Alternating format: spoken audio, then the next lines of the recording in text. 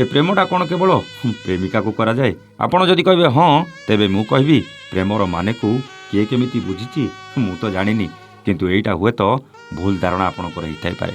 मु ए कथा काहेकि कहूछि, ए कहानी शुणिला परे आपण निश्चय जानि परिबे आज्ञा।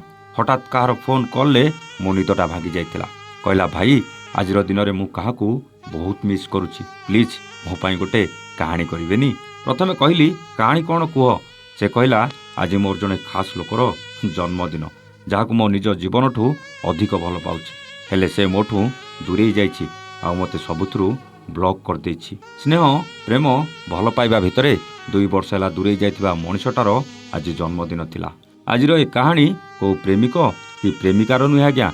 ए कहानी होछि एमिति गोटे नियारा संपर्कर जहाकू ए समाज सबुबेले खराब नजर देखे। से संपर्क जेते पवित्र होता पछे केही केबे ताकू भल नजर देखंतिनी। ए कहानी थिला सिपू हाउ लवलीर। ए कहानी हुए तो आपण को टिके अड़ुआ लगी पारे, किंतु ए कहानी सुनला परे आपण भी कहबे सतरे ए संपर्कटा कौन इते खराब? गोटे भिणेई कौन ता शाळीर भाई हेई पारे ना? गोटे भिणेई कौन ता शाळीर बापा हेई पारे ना? सेमिति एक नियारा संपर्क रे बंधा होइतिले सिपू हाउ लवली। सिपुर बाघर बेलू लवली अनेक छोट थिला, मात्र 9 वर्ष बयसर कुनी झीटे थिला, जे निज दीदी को भारी भल पाउथला। आउ लवली भी ता दीदीर जीवन भी थिला। आउ भौणीर जीवन माने भिणेईर तो निश्चय प्रिय हब, एथिरे जमा भी संदेह नथिला। शाली भिणेयर बयस पाखापाखि 20 वर्षर फरक थिला। भिणेई को स्नेहर सिना भाई बोली डाकी राखी बांधुला, हेले से ता भिणेई को बापाठू कम भावु नथुला। धीरे धीरे लवली बड़ हुए आउ सिपू सह भी क्लोज होगा आरंभ हुए। भिणेई बदल में भाई पाइछि भावी सबू राखी पूर्णिमा राखी बांधुवा शाड़ीटा से भिणेई को बापाटू किछि कम भावेना। सिपू ताकू एते स्नेह दिए जे लवली निजे भूली जाए जे ता शाड़ी नुहे बरं गोटे बापा समान बड़ भाई बोली निजर करनिए। लवलीर दीदी भी लवली को प्राय समय निज पाखर रखे। भौणी भौणी भितर संपर्क एते निबिड़ देखी अनेक लोक ईर्षा करने आरंभ करती। आउ भिणेई सहित शाड़ीर एते क्लोज संपर्क देखी समस्ते जमिति दांत कामुड़ी हेले।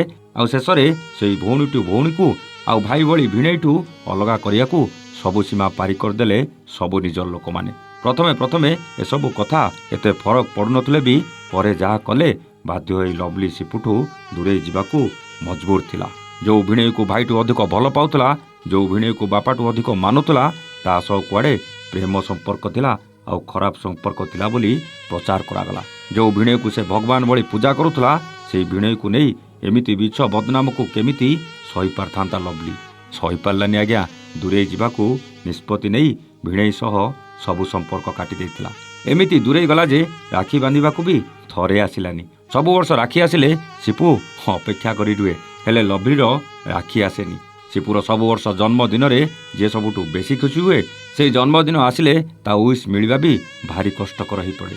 आउ लवलीर जन्मदिन आसिले सिपू से दिन भारी कष्ट पाए, ना ताकू उइस करि पारे ना ताकू किछि गिफ्ट दे पारे। जो भिणेई लवलीर सबु जन्मदिन ता पई केते कौन करे, से भिणेई ता सह टिके कथा ही जन्मदिनर शुभेच्छा टिके देबाकू बारंबार कॉल करी करी विफल हो चले।